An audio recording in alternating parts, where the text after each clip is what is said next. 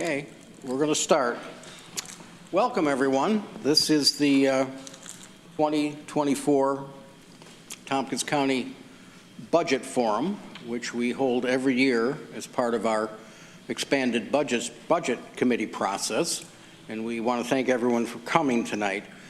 When we started doing the budget forums quite a number of years ago, the idea was to be able to hear from the public before we started voting on amendments to the budget that is presented to us by our county administrator, so that the public got a chance to talk to us about issues before we made up our mind about it, and to send a fully amended budget to public hearing later on. So that's why we're here tonight. We would like folks to be able to express themselves and speak to us who would like to. We have over 30 online on Zoom, and I have, I think, about a dozen folks here in the chambers who have wanted to speak as well. We want to remind you of our rules for speaking, in which you're agreeing to, and this goes for the folks on Zoom naturally as well. You agree to a 3-minute time limit. You agree not to raise your voice. You agree not to use lewd, obscene, profane, slanderous, or libelous language, or speak or act in a manner that would tend to incite a breach of peace. You agree not to speak about county personnel matters. Personnel matters include comments about the job performance of named county employees other than elected officials. After 3 minutes, I agree to leave the microphone and yield the floor. Transferring time to another person is not permitted. I agree to be courteous and not make comments, gestures, outbursts, or other disruptions while other members of the public or legislators are speaking. I agree that if I cause a disruption and am asked to leave, I will leave the chambers. We have, I believe, almost all of our legislators here or on Zoom, and we're going to start tonight by hearing from our county administrator, Lisa Holmes, who's going to give a brief description of her recommended budget, the budget that was recommended to the legislature and for which we'll be discussing in our coming meetings of the expanded budget committee, taking into account the comments that we are hearing. So, Lisa, if you would you please go ahead? Thank you, Mike. So as Legislator Lane stated, I'm just going to be giving a brief overview of the recommended 2025 Tompkins County operating budget, leaving most of the time to hear feedback from the public. So we know 2025 is a challenging budget year with many competing priorities. The recommended $252 million budget would add approximately $138 to the tax bill on a median priced home, which in Tompkins County in 2025 will be $300,000. That $252 million figure includes all the expenses and revenues included in the 2025 budget, both ongoing and one-time. That budget also includes a $2 increase in the annual solid waste fee. It also includes a capital program of $36 million, which is the sum of all of the capital projects planned for 2025 and includes all the state, federal, and local support for those projects. Broken out the major budget drivers for 2025, and they include the expenditures, revenues, and the use of fund balance and reserves. So I'm just going to quickly go through the projected expenditures for 2025 and the major impacts. Mandated costs over which the county has little or no control continue to rise and put pressure on local taxpayers. 2025 marks the second and final phase-in of New York State's intercept of the EFMAP funds, Enhanced Federal Medicaid Percentage Funding. This will complete the transfer of this federal revenue from the counties to the state, which began last year and amounted to a $1.25 million increase in the current county budget, and in 2025, we'll see an additional $362,000 in annual Medicaid costs. So taken together over last year and this year, the county, or this year in 2025 rather, the county will take on over $1.6 million in costs that were previously the state costs. That alone is equivalent to a 3% increase on the tax levy.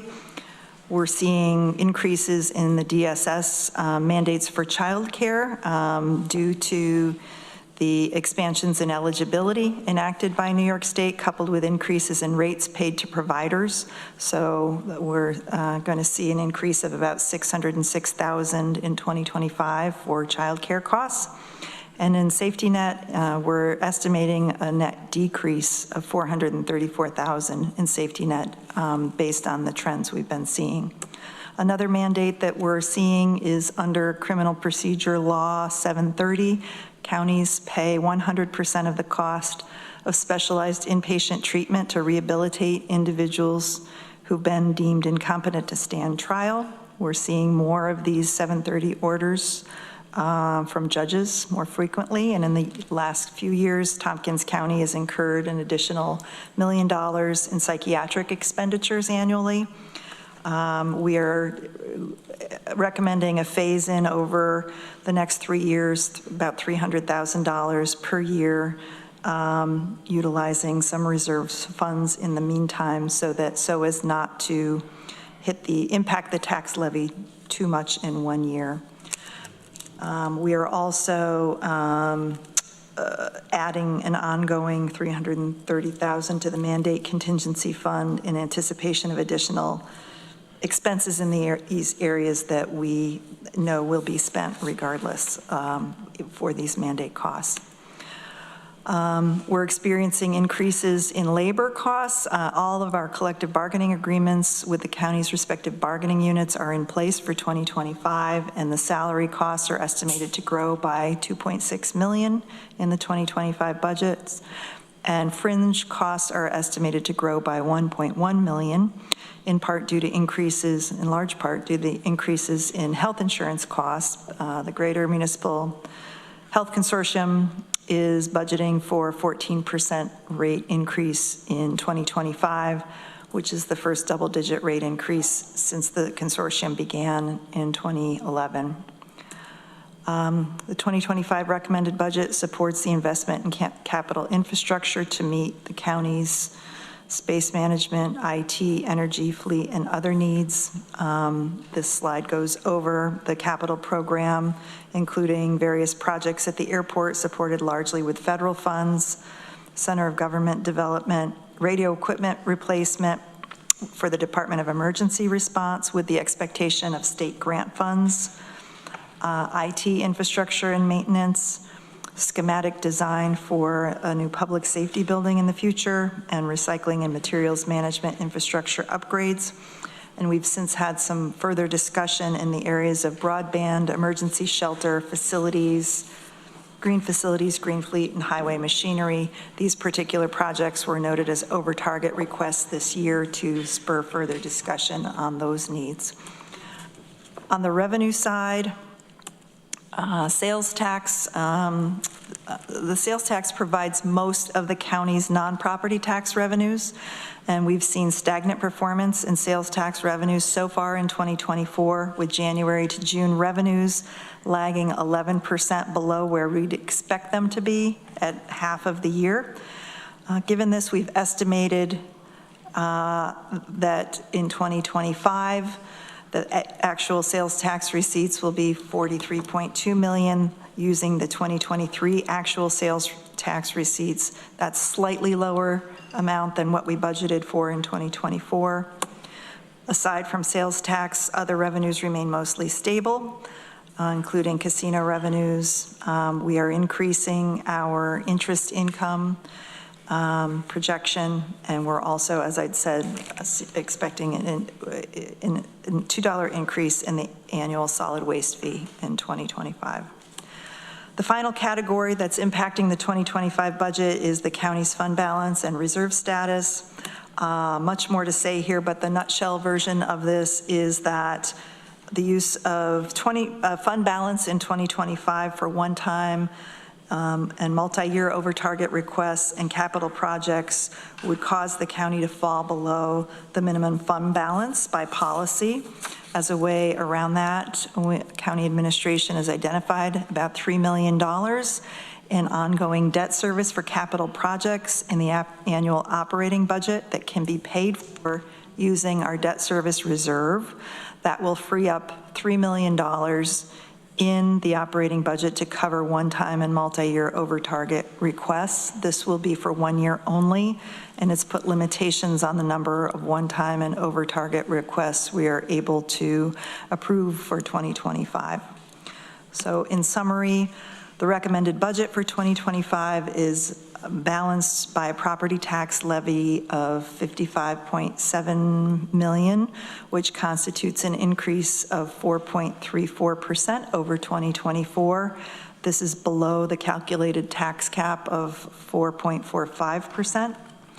This would affect an 8.3% decrease in the tax rate. Again, the impact on an owner of a median valued home would increase the property tax bill by $138. It's much more that could be said here, but again, I know that this time is devoted to hearing from the public, so I'll close there. Thank you. Again, I'll mention if you want to speak, please fill out a blue card in the back and send it forward. I think I'd be remiss if I didn't mention that in our chambers tonight, we have some beautiful flowers, and among those were some brought by some young people, and we thank you for making the chambers brighter with those flowers. So we've got about 2 to 1 people on Zoom versus people with the blue cards. So I'm going to try to go back and forth tonight. Remember, 3 minutes. Our Director of Public Information, Dominic Recchio, next to me, he's going to be keeping track of the time. They'll be on the screen. And if you don't need the full 3 minutes, okay. The first person I have on the blue card is Kate Finn. Please come to a microphone.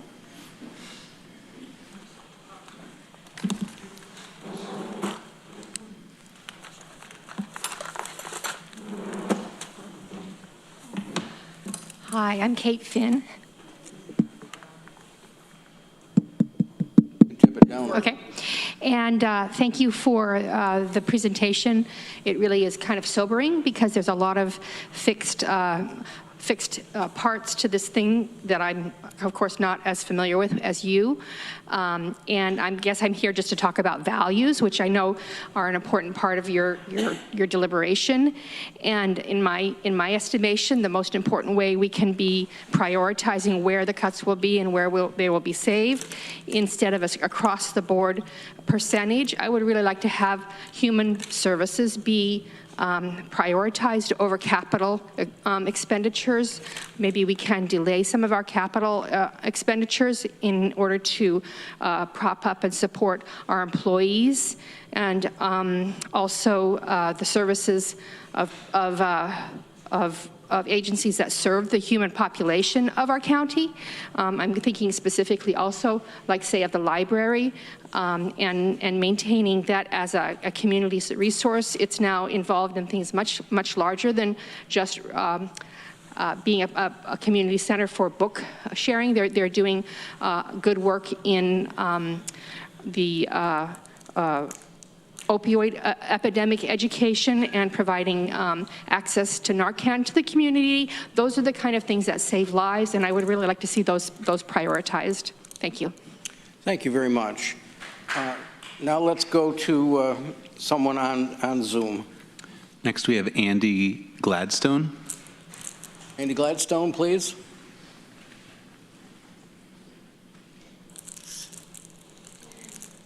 Thank you. I'm going to read a statement by Elizabeth Grant, who was unable to participate tonight. My name is Dr. Elizabeth Brandt. I am a humanities professor emerita from SUNY Morrisville.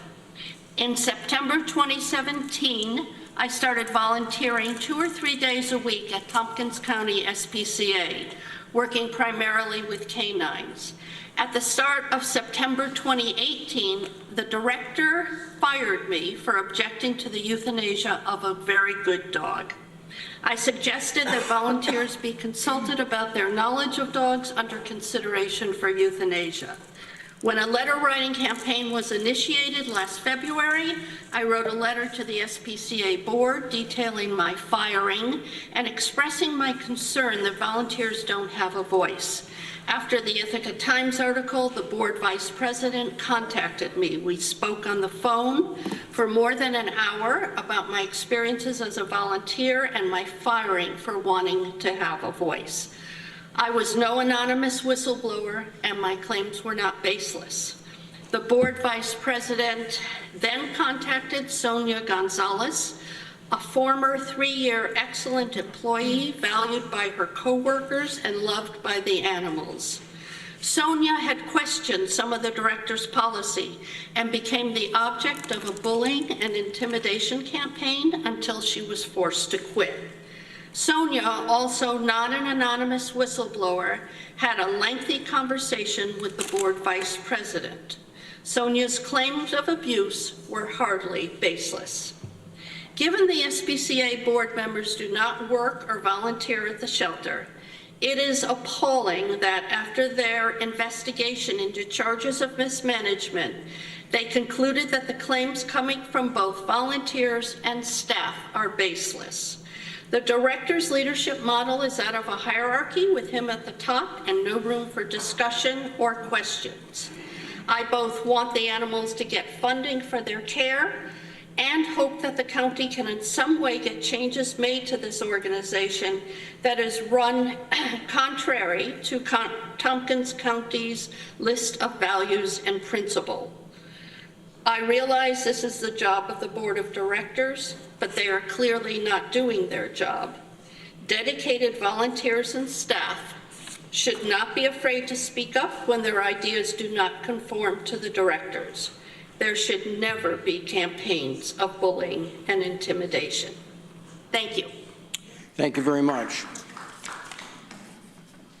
Not everyone who's planning to come on Zoom is here yet, so I'm going to go back to the one back and forth. So I'm going to call next Talia Mugumbi.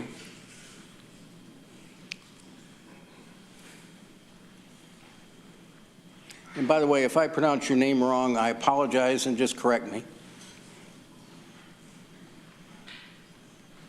Yes, that would be Tali Mugambi, please. So I know that there is support for the Sunflower House initiative within this community. We had organizing right out these chambers here. And we've got people in reentry. If you guys read the narratives, if you read the report that has been sent out to all of you guys, understand and know that it has significant impact in our community, and not just housing people, but restoring the lives of those who have been impacted by incarceration. One of the things for this body to really think about and consider as you determine what's going to be, important is the value of understanding the humanity of people who have gone through the carceral system and impacted by the carceral system. We implemented this program in URO in coordination with OAR and INHS. Did this to show that a community-based driven model would work, would help restore people to their humanity. And we have shown that in the report. You guys can look at it. So if we take this program away, what happens to the safety and the vibrancy of our community? That's the work that we've been trying to elevate. When these people come through our doors, OAR, they are not immediately healed. Of course, there's more that needs to happen, but housing is the beginning. And if we take that away, we take away that opportunity for folks to do that deeper work, which is healing from the impact of the carceral system. So as you can see, lots of signs, lots of support for that. And also employment is that second thing. And so we do have a request for funding for a Beyond the Box initiative that will actually help people to not only find employment, but find stability in employment by training employers to work better. We are doing a great job with Moosewood right now, who has 45 employees who are going through a process. But next in the pipeline is Ithaca College. Their dining, their retail, and their mail department, over 150 employees will be impacted by this training. The objective here is to impact the landscape of employment in our community so that it is inclusive of people with these backgrounds, and there's an awareness and understanding of what people go through and experience in the reentry process and how to help them navigate, survive, and then thrive the process. So thank you guys for the time. Thank you very much.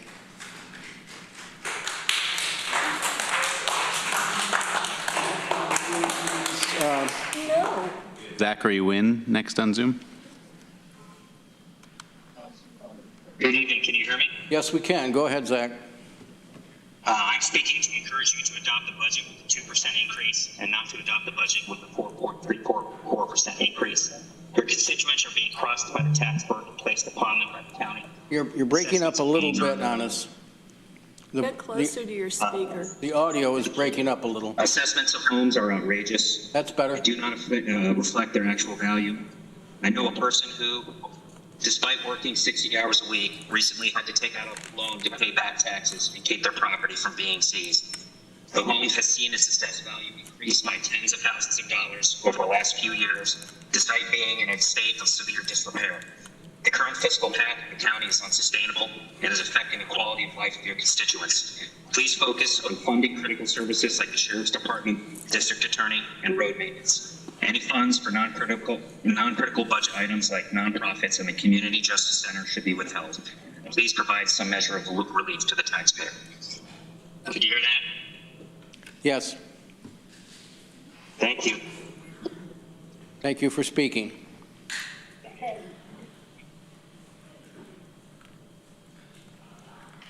Back to the blue cards. I have Patricia.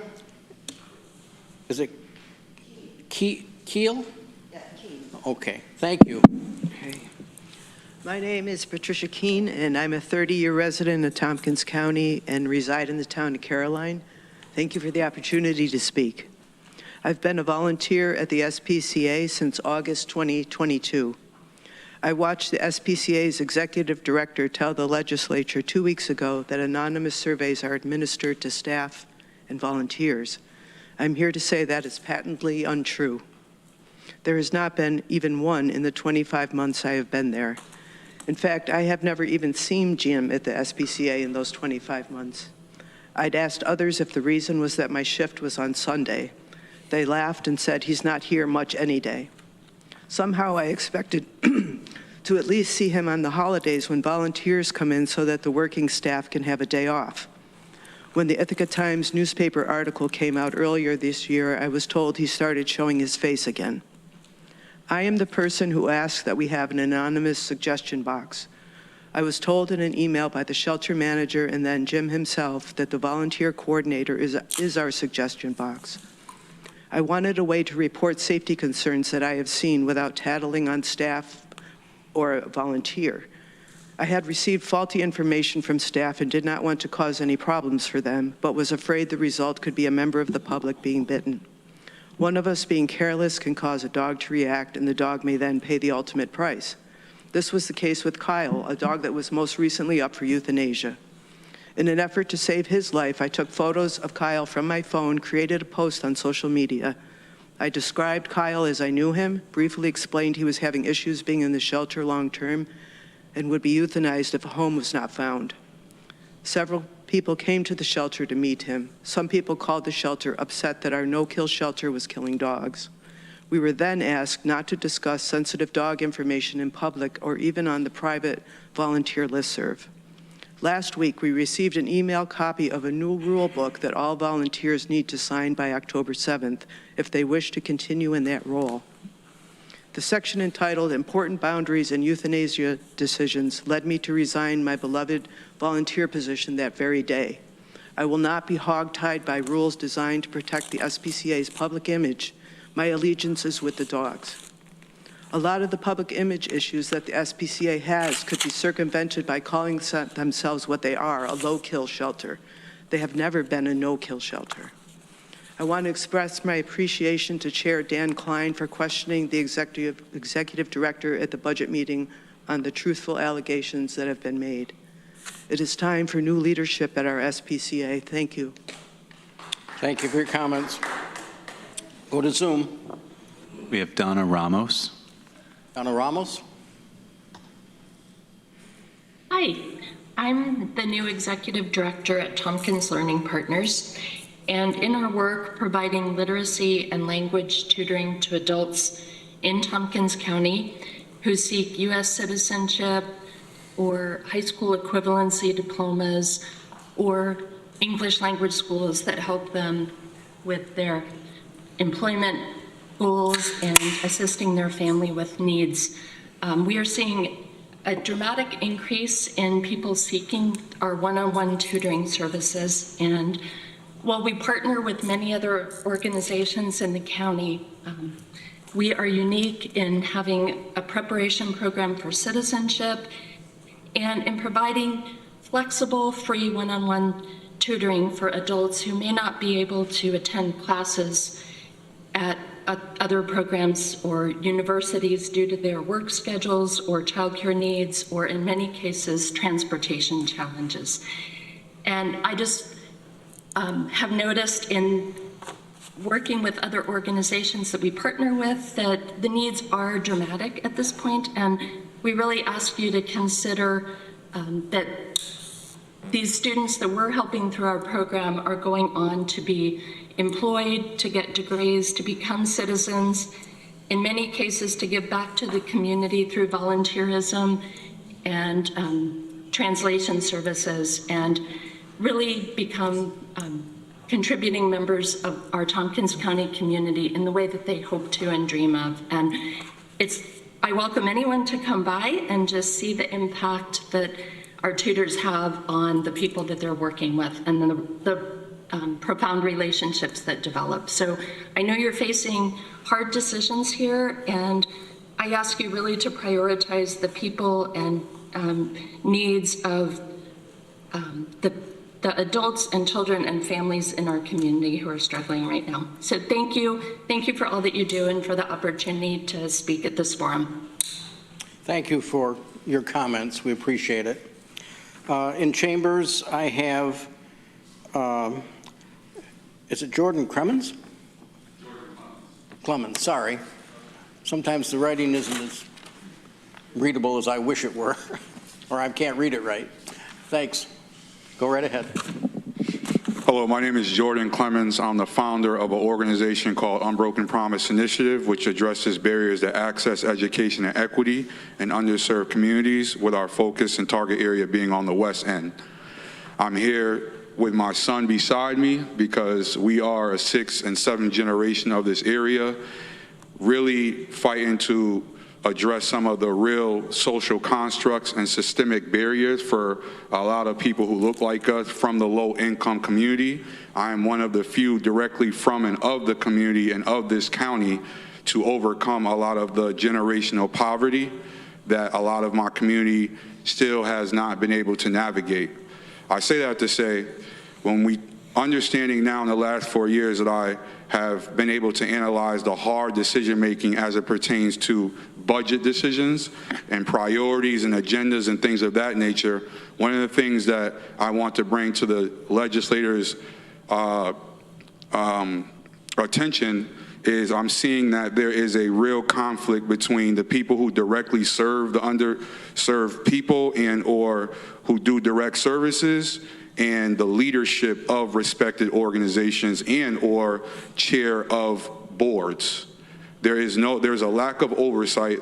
There's a lack of moral compass and morality as it pertains to when an individual brings something that could be very harmful to a particular program doing great work and or a leadership in position who is supposed to be administering and overseeing the direction of an organization not being held accountable, even when it's plain and blatant that it is questionable about certain things that may have persisted.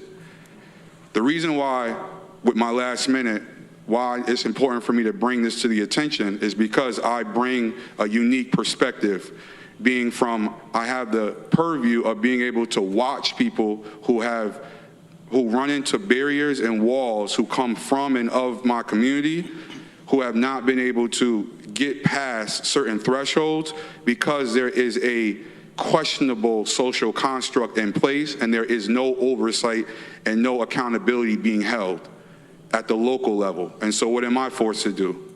I'm forced to, like I've been doing the last 4 years, try to figure out, find a solution. And that's oftentimes led me to have to call up attorney general's offices, have to go to the state and federal level to get some insight on what is going on down here and why is it that it is so hard for people to do great work, do the right thing, and still be minimized, marginalized, et cetera. So I yield the rest of my time. You guys have a great task ahead of you. Y'all have a great night. Thank you. Comments?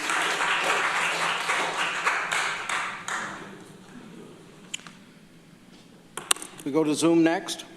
We have Julia Felice. Julia, please, when you're ready.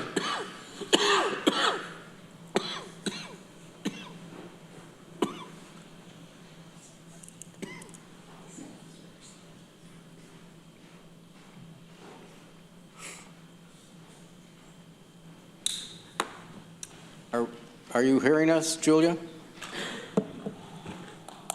Julia Felice? See your name. All right, let's see if we can come back to her. Let's go back into chamber. No, let's go to another Zoom. We have Nevin Sabet. Nevin, can you hear us? If so, please go ahead.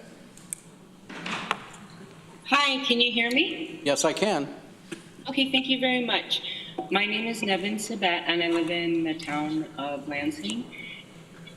Excuse me. And I'm asking for the county to consider funding constitutional rights education for our residents in the county. I feel, and I have experienced violations of my First and Fourth Amendment rights, specifically by the law enforcement in this county. And I've had my free speech rights. I've been violated, and I've had excessive force used against me, and county police entering the curtilage of my home after I've specifically asked them to leave the property.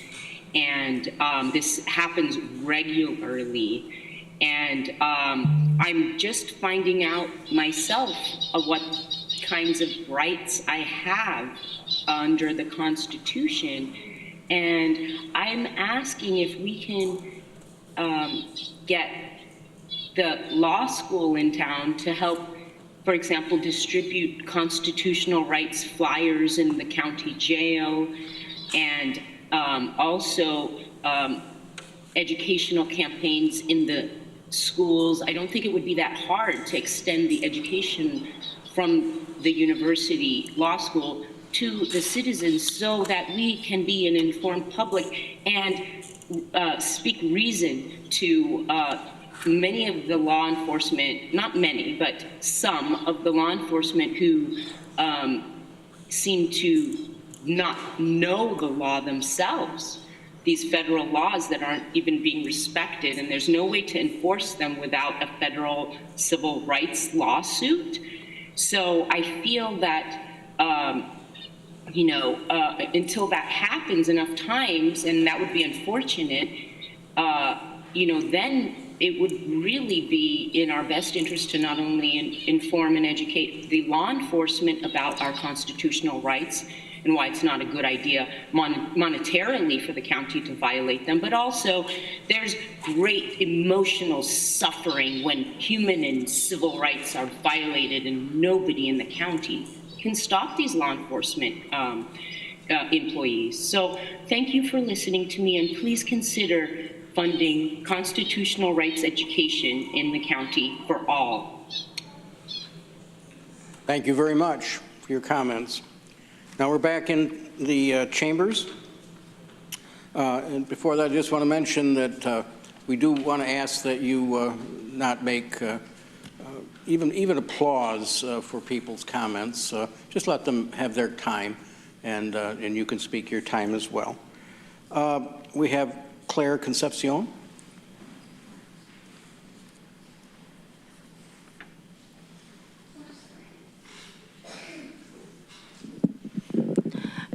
Sorry. Hi, my name is Claire Concepcion, and I am a 15-year Tompkins County resident. I'm here to advocate for the Community Justice Center. Sorry, these are the wrong glasses. I'm also here as a response to this rise in the hate crimes and incidents in our communities within and outside of Ithaca. I'm also here to help represent minorities who are slowly being forced outside of Ithaca to find affordable housing despite working in Ithaca. I'm also here because my work as a program coordinator for the ILR Engaged and Experiential Programs has identified Community Justice Center as a high quality partner for one of our internship programs for Cornell students because of the impact they make and could potentially make in our communities. All of these reasons are related because of the dynamic and important work that CJC does. And part of my work at Cornell is facilitating co-curricular activities or experiences such as internships and service learning projects for our students. So we require our students to be culturally competent because they'll be encountering people of all backgrounds, especially those from vulnerable and marginalized communities. But we go beyond cultural competence with our students and require them to gain cultural humility. So what I mean by cultural humility is that it's a personal and lifelong commitment to self-evaluation and self-critique, a recognition of power dynamics and balances, a desire to fix those power imbalances, and to develop partnerships with people and groups who advocate for others, and institutional accountability.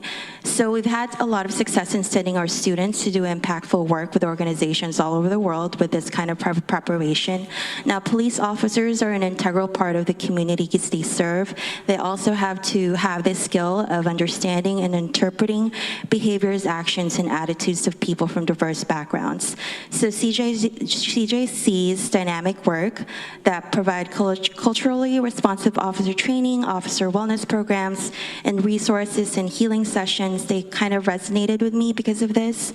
And I think a lot of us benefit from living in a safer Tompkins County, not just Ithaca, because of the people who here and lead organizations such as CJC and URO.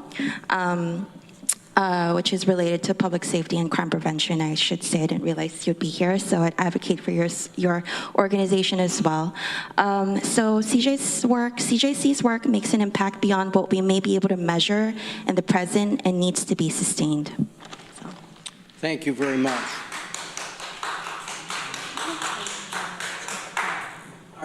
Next, we have Zoom. Perry Lapinto.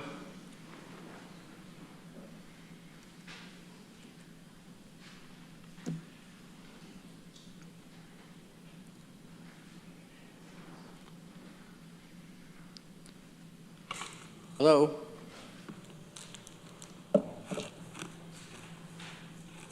Harry Lapinto, can you hear us?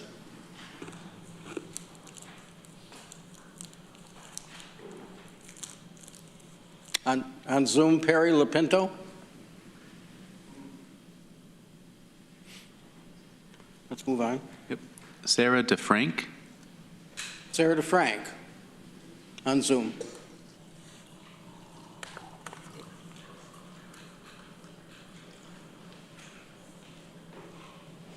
Sarah, can you hear us?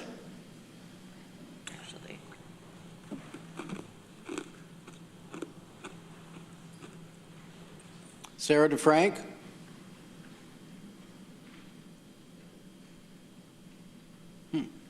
Gotten a message from a couple of folks. They just wanted to listen in and joined here, so it's possible that's the case. We can move on to the next one. All right. Sarah Rafflower. Hello, my name is Sasha. I'm Sasha Rafflower. I'm an employee at the Tompkins County Public Library. I'm also the project manager for the library's opioid grant project, facilitator of several library programs, and the selector for 2 of the library's wonderful collections. The 5% cut budget the county has asked for from the library puts it at risk of having to cut 5 or more positions like mine. Of the programs I facilitate, the LGBTQ+ youth group is my favorite. I get to see in real time the positive impact it makes on youth in our community. I can watch as connections are made and communities are built and strengthened. I get to be there for LGBTQ+ youth in a way that I desperately needed at their age. And my program is not the only one that makes an impact at TCCal. It takes dedicated, compassionate workers to create the kind of library we have created. A place where everyone is welcome, where everyone is free to discover, learn, and connect, where we can find the kind of resources that our community needs to thrive. A loss of even one library employee would have a negative impact on our community.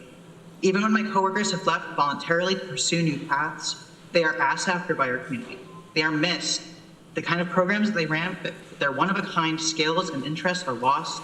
The connections they made with other community members are lost. There is no way to get those unique experiences and resources back.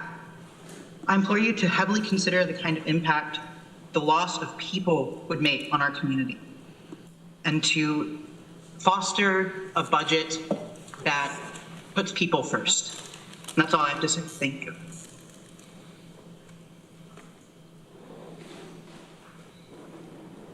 Are you still with us?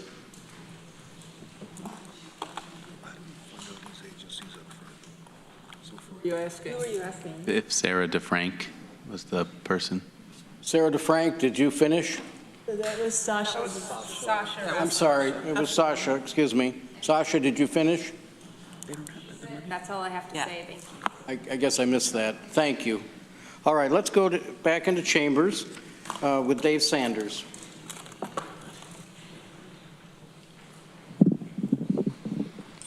Thank you. My name is Dave Sanders. I'm the Executive Director of OER of Tompkins County. I'm here to talk about the County Administrator's recommended budget and a cut of 5% to OER.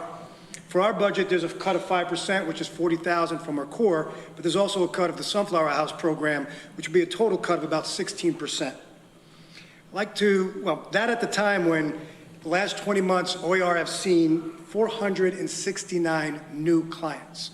So demand is up 68%, and we're going to be cut by 16%. I'd like to focus on county administration for a moment just to make a point. In 2017, the budget for county administration was $923,000. This year, it's just under $2.9 million, an increase of 213%. You've invested in big government, and I'm assuming it's to do the county values, which are integrity, accountability, respect, and equity. Equity means everyone is provided what they need to be successful. Equal means everyone is created the exact same way regardless of differences, or a 5% cut across the board. The county administrator knows what is spent. The Human Service Coalition knows what is done. They ask us to fill out a 40-page application. They interview us. On the volunteer panel are some of the most prestigious and respected people in our community. They look at the county's goals, and they look to see what's happening in the community, and they prioritize each and every program and give you a 1 through 12. I would like the county administration to think about funding Sunflower House at $77,680, which is a Human Service Coalition recommendation. I hope the legislature will look beyond costs and recognize the humanity of our most vulnerable people in our community. Thank you. Thanks for your comments. If you please, we're trying not to have applause. Let's go to Zoom next. We have Bethany Olaheto Mays. Bethany, are you with us? Yes, I am. Can you hear me? Yes, we can. Go ahead when you're ready. Thank you. My name is Bethany, and I am a resident of Ithaca. I hold a PhD in environmental decision making, And I'm here to comment on the airport and the situation with airport funding. The 2025 budget proposal proposes to continue funding the airport with thousands of dollars of taxpayer money. And based on my experience with environmental decision-making, there is no environmental decision-making framework that supports the county's current approach to our airport. The airport has been failing for several years to meet its operational costs.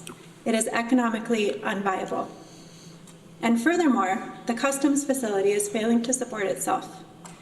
The customs facility serves exclusively private jet traffic, which serves non-residents. So to think that we are subsidizing an airport with public taxpayers' money seems rather problematic. I will note that it's exactly the opposite of the standard approach to carbon mitigation. Many economists and environmental justice movements argue that we need to impose a social cost of carbon. Polluters should pay for their carbon pollution. It should not be the public who is subsidizing the carbon pollution of the elite of Tompkins County who can afford to fly in and out of this small airport.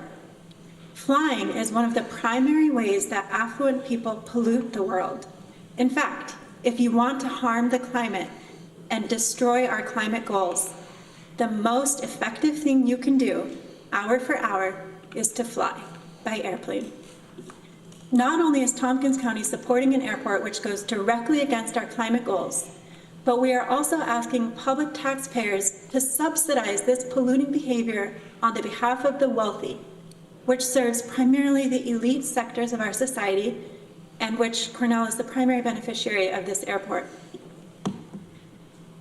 I will note that if anybody sees value in a private jet terminal or in a customs facility, then the private interests who want to keep those facilities afloat should be responsible for subsidizing them. And they should be responsible for demonstrating how it is consistent with our climate goals, as well as the goals of Tompkins County, New York State, and the international community.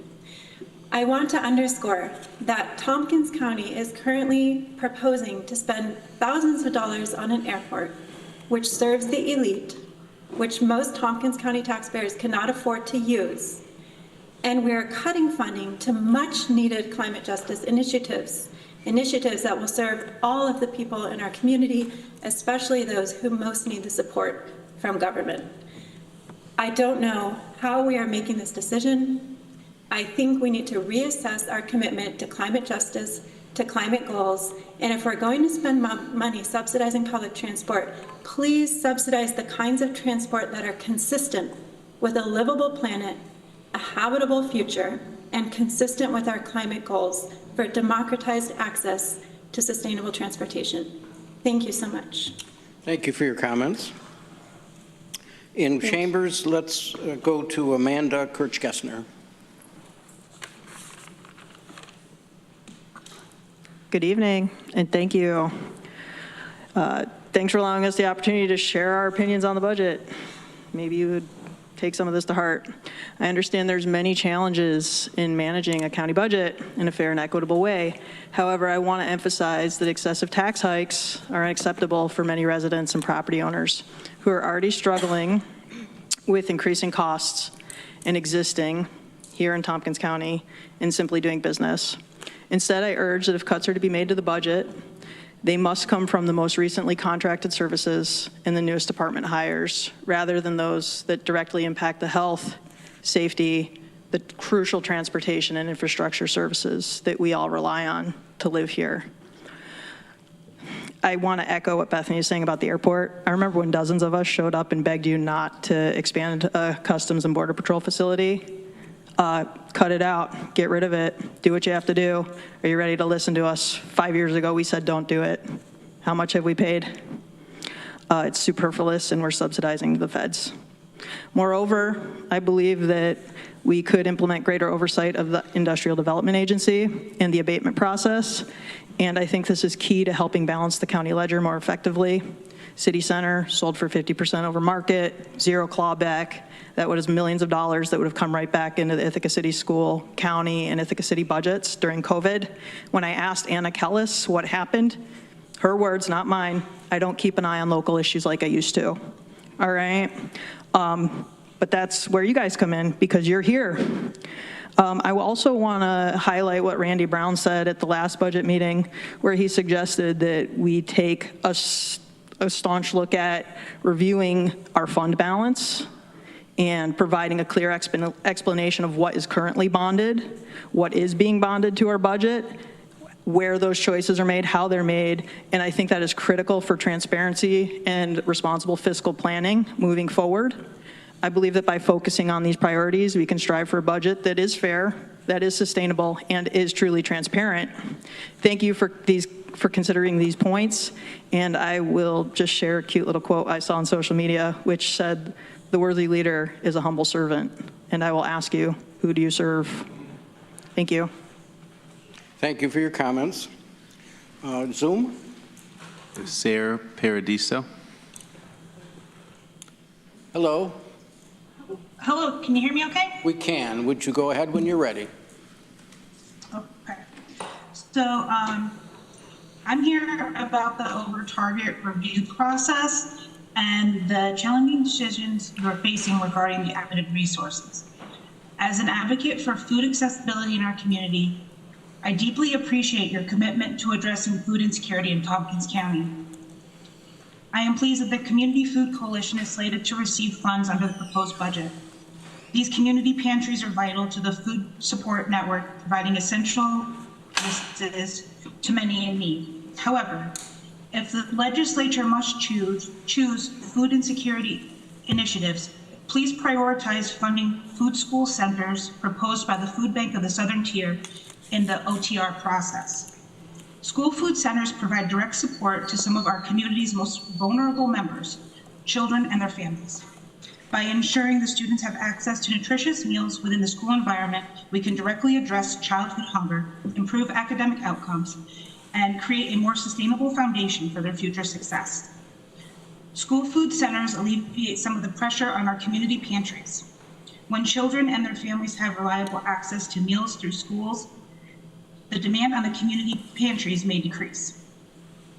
This allows the Community Food Coalition to focus resources on serving other populations in need, enhancing our food support system overall efficiency and reach. These school food centers offer a holistic approach by serving as hubs for nutrition education and connections to other social services, further empowering families to break the cycle of food insecurity. By integrating food support into the school environment, we reduce the stigma associated with seeking help and ensure assistance is provided in a setting where families already feel comfortable and engaged. While the work of the community pantries is undoubtedly essential, the targeted impact of school food centers offers a strategic opportunity to address food access at its root by ensuring fewer children in Tompkins County go hungry and have the opportunity to succeed in school. This investment in our children and our children's well-being today will yield long-term benefits for our entire community. I understand the difficulty of these decisions, and I appreciate your dedication to the well-being of our community. I respectfully request that you give serious consideration to the importance of school food centers during this critical time in the OTR review process. Thank you for your attention in this matter, and I am available to discuss this further and add any additional insights. Thank you. Thank you very much. In Chambers, we have Josephine Cardamone.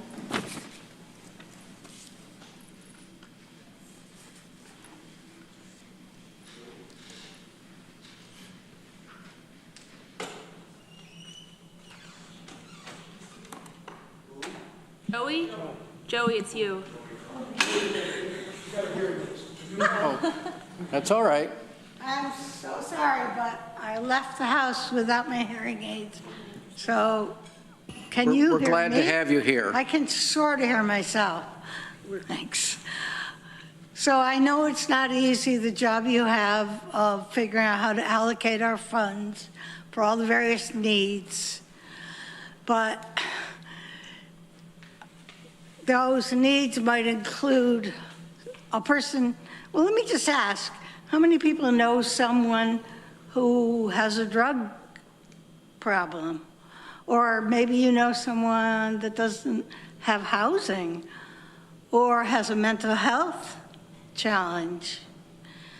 Those are just a few of the needs we have here. And the thing that people don't grasp is if there are people in our community that have those needs, then we are all impacted.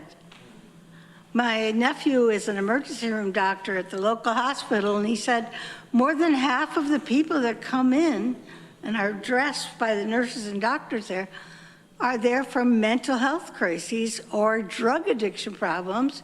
So that means you or I, when we go in because we had a stroke or whatnot, we're impacted by those other people with their other needs.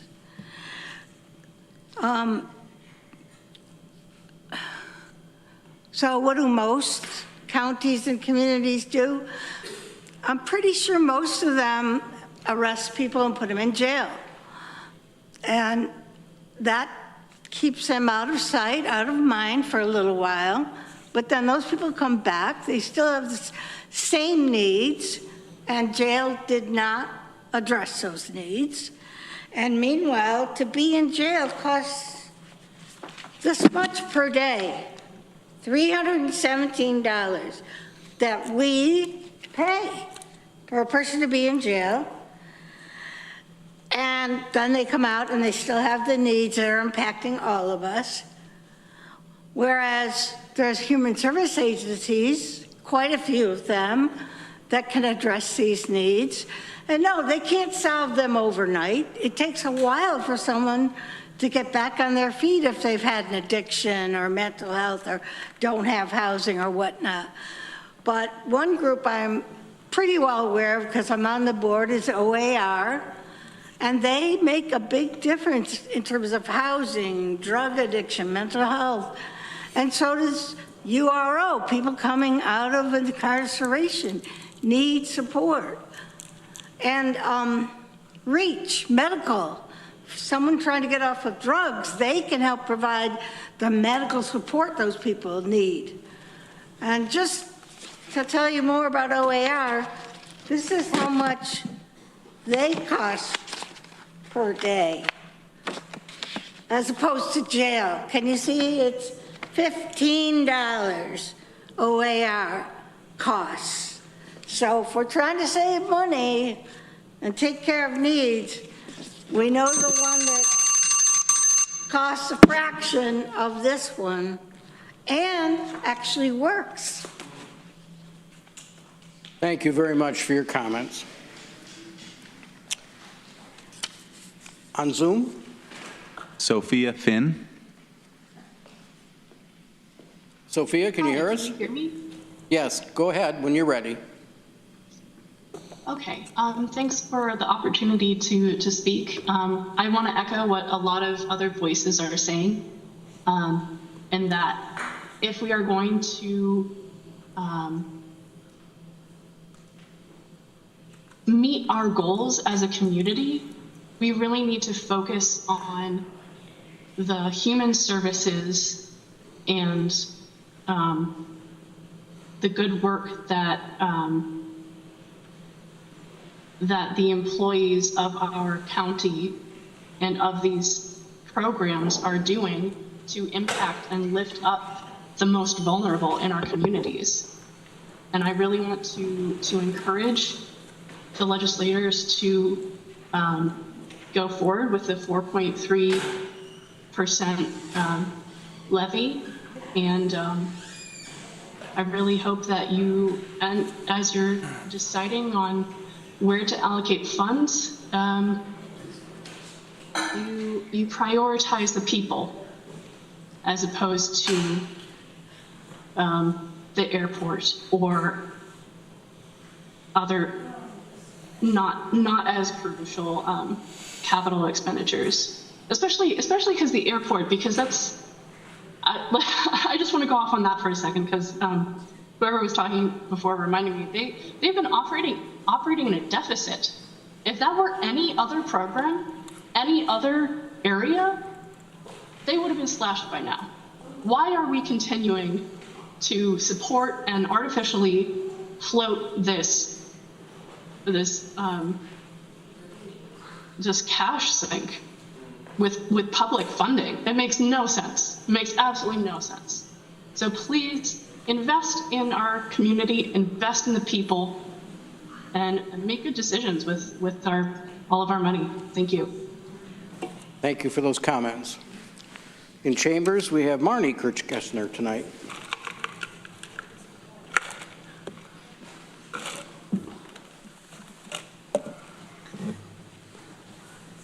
Thank you. How things have changed. I mean, I used to come to these hearings on a regular basis when I was much younger, and the whole process is so much better organized. I just wanted to say that, and I thank you.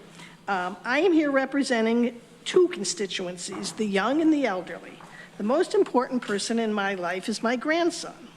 When he came to live with me, he was very small, and I looked around my isolated community. I live in Danby, that I grew up in. It's where I live in the house my parents bought when I was born. And I decided I needed to get back involved with youth programming. While I still worked at the town of Ithaca, I was asked to serve on the Gadabout board. Barney, sorry, could you speak into the mic? Bend it down. Okay. You can move the microphone. Well, and I will, okay.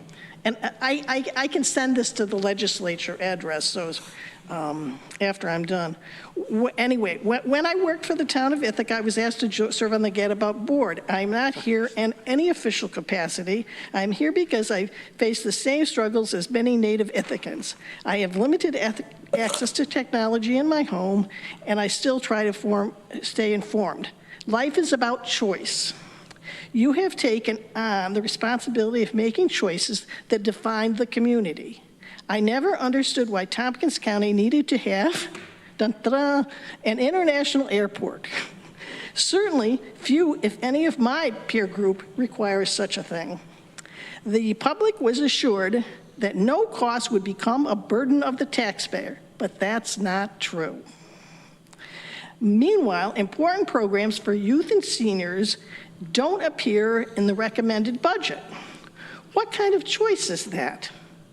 Use the tourism tax to support the airport if you believe that brings value to the larger community, but funding that non-essential entity should not be at the expense of funding for Gadabout and county youth services programs and all of the programs that they have spoken about. We clearly have an issue with homelessness in Tompkins County. If we can invest, what, 15, 51, I don't remember how many dollars she said, to actually relate to these individuals to keep them out of homelessness, we are in fact doing value for the entire community.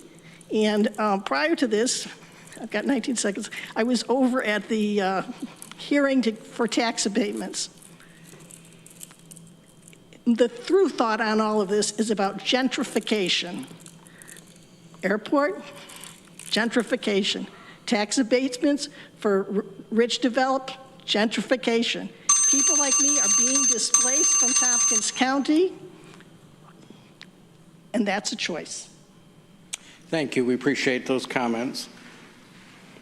Let's go to Zoom. Next, we have Stephen Manley. Stephen, can you hear us?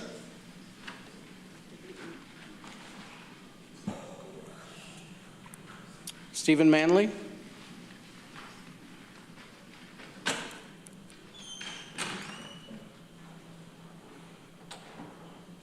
Last call, Stephen Manley?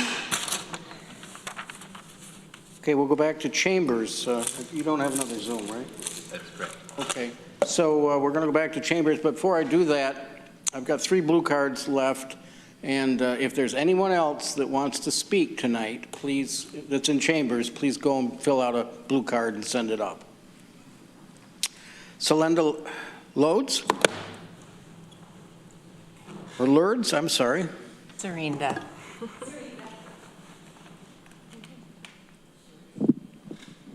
Hey, everybody. Can you hear me? Yes, we can. So I'm a school nurse, and I'm a psych nurse, and harm reduction nurse. And I remember with REACH when we first started, there was this question, like, what are we funding? What is going on with all this money, and is this going to work? And what happened was, it was actually cheaper to do harm reduction than it is to serve people in the emergency room.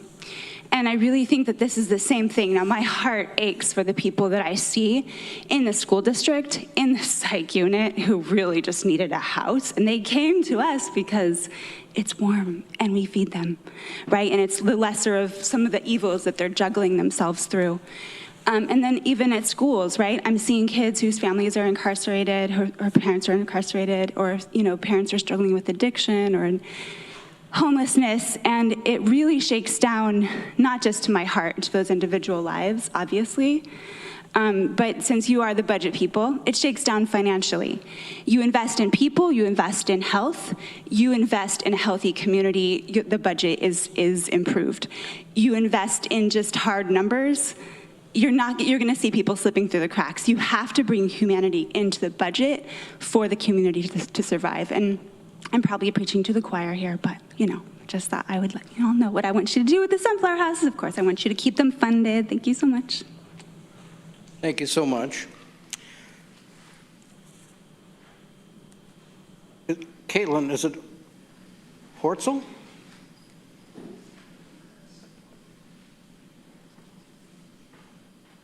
Hello, my name is Caitlin Hetzel, and I work in elder care. And I'm here for the Sunflower House, and just want to sort of like connect the dots that the people who end up in prisons are sort of, you know, people who are the least resourced.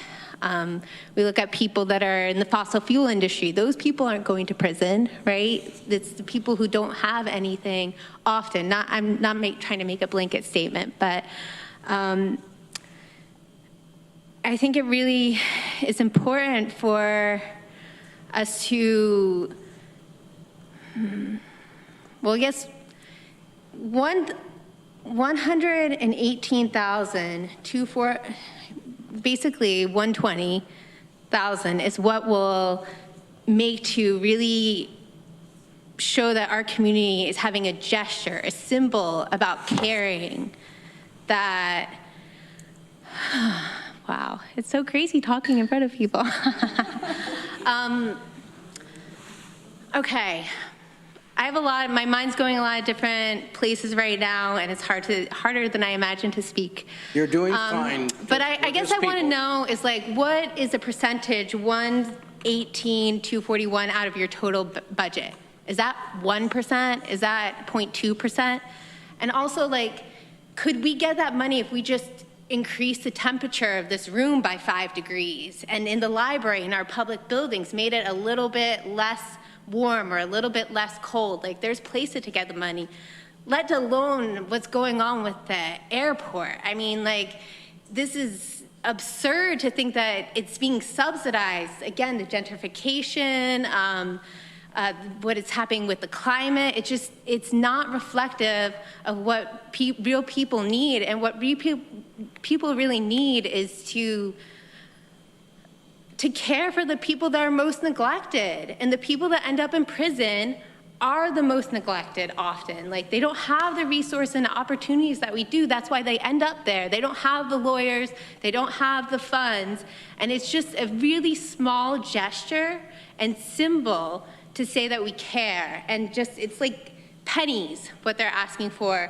And it's only 16% of what they're asking for. It's such a small amount in the big picture to say that, like, we care about people. We care about the people that most people don't care about. So yeah, thank you for listening to us, and thank you for doing the hard work that you do. I can't imagine, I wouldn't necessarily want to be in your position, but I hope that you take this all into consideration. Thank you. Thanks for coming out and speaking to us. The last blue card I have is for Michael.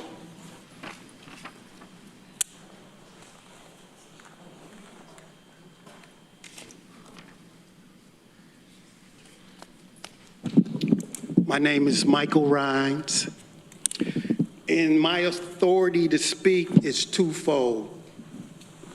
I was incarcerated in prison for 39 years for a crime I didn't commit.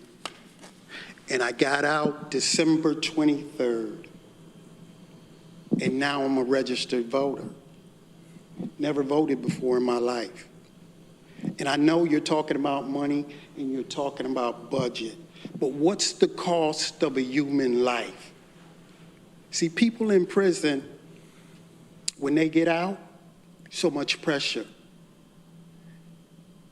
And if they're not cared for or treated humanely, they tend to revert back to what they did.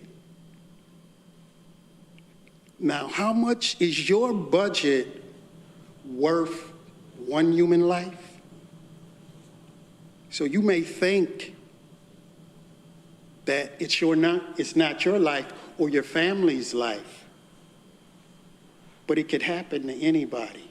Are you willing to pay that price by denying people a place to stay when they get out of prison? Is it worth the millions that you're talking about? What is your life worth? What is somebody in your family's life worth? So, yes, we're talking about money, but we're also talking about saving a human life.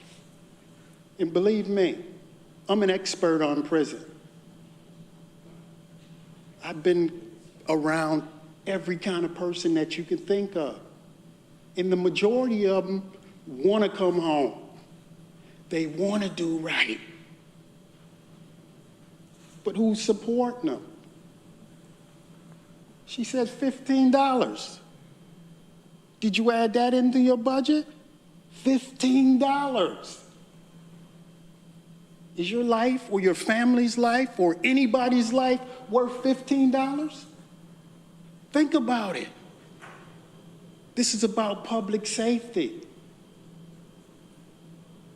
And where is all the money going anyway for housing? Where is it going? We're talking about lives here. And you sit here now, and you may not think it pretends to you. But when it happens, there's no amount of money that can bring a loved one back. Thank you. Thank you for your comments. Last call.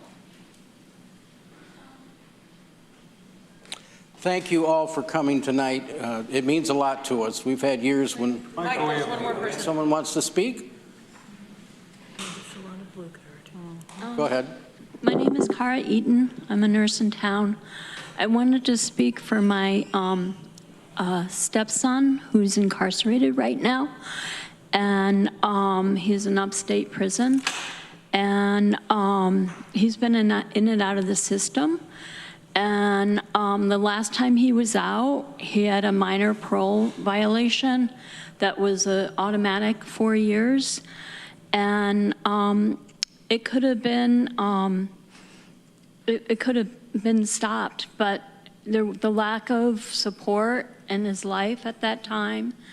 And I just want to speak for other people that are in that situation. Thank you. Thanks for speaking. Anyone else? All right, our next meeting of the Expanded Budget Committee will be this Thursday here in these chambers at 4:30 p.m.